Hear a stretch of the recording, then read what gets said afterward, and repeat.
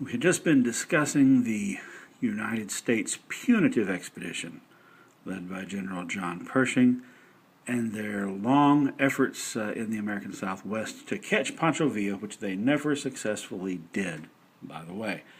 Eventually, by 1917, the U.S. had other concerns and other things on their mind.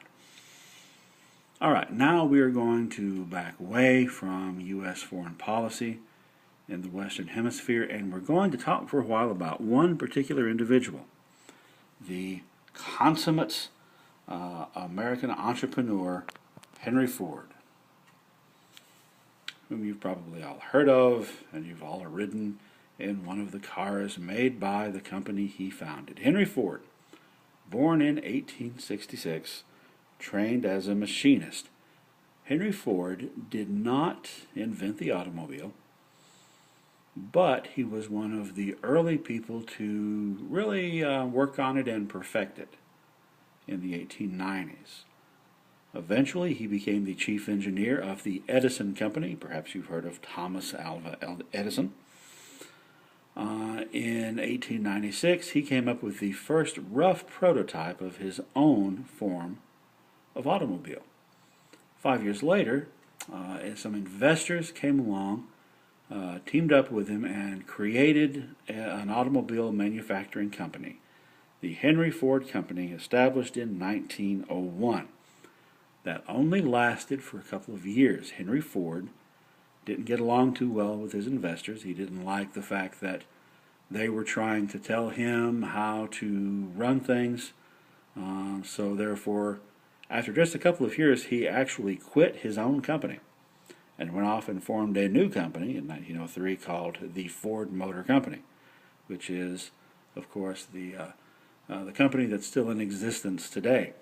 The original company that he had worked at with those investors was still around.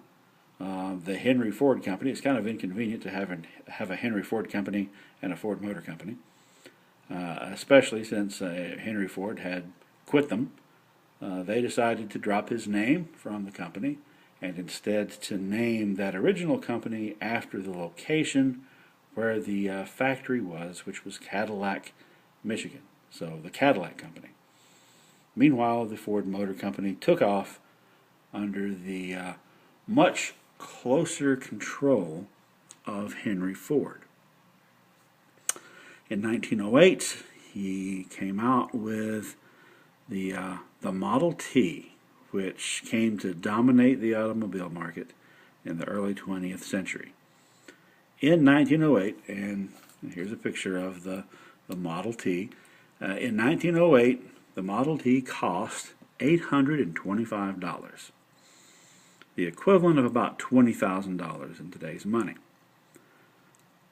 So for 5 years, they were manufacturing Model Ts and people were buying them. But then in 1913, there was an innovation, the moving assembly belt. Henry Ford started using some of those tailorized methods that we discussed earlier of scientific management in the workplace and of the assembly line. The assembly line, of course, being a situation where you've got this moving belt with pieces on it and you're a worker and you might have just one single job.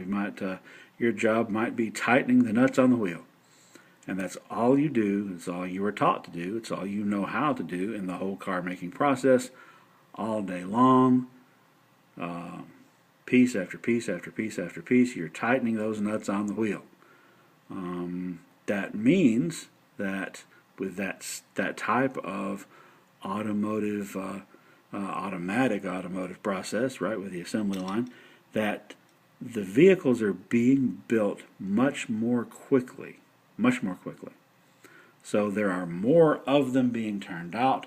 If more of them are being turned out, sales go down. That's not the price. The price goes down, not the sales. The sales actually will go up, right? Because since they're now able to make them more quickly and easily, they can make more of them. They can afford to charge less for them, and they'll sell more. The year after the assembly line was installed, 1914, 250,000 of these cars were sold, 250,000 in that year alone. Within a couple of years, 1916, the prices had fallen from $825 to $360, so roughly $7,000 in today's money, so less than half of what it had previously cost. And sales double from what they were just 2 years previous to 472,000. The Model T continued to be manufactured by the Ford Motor Company for almost 20 years until 1927, when it was replaced by the Model A, which was in production for several years. Ford famously once said, "You can buy my cars in any color you like as long as it's black." Why were all the Ford cars black? Because black paint dries just a little more quickly than other colors. So if they're all painted black, they dry quicker and the whole assembly line process goes a little bit faster. They can make a few more cars. This led to an approach pioneered by Ford, not surprisingly called Fordism, in which you have several things going on. You have standardized products, machine-made.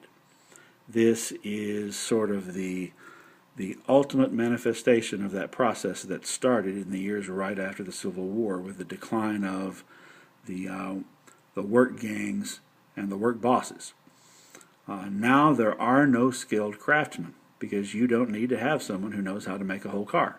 You only need to have someone who knows how to put one piece on that car. And because the pieces are machined rather than made by hand, then they are all standardized, they're all uniform, they're the same size. That means that also speeds up the process because all the parts are the same size. It's also a lot easier to get replacement parts. So standardized products, assembly line requiring no special skill. If you're a guy working on the assembly line and your job is tightening nuts on the wheel and you start to get to become troublesome, it's very easy to fire you and replace you with someone else that can quickly be taught how to tighten a nut, because that's all they need to know how to do. But what's different about Fordism from other approaches to this tailorized scientific approach is that Ford actually paid higher wages than his competitors. In 1914, he established the $5 day, roughly doubling the minimum wage of his workers. Okay, so that meant that they went from making, in today's terms, $7.50 an hour to $15 an hour.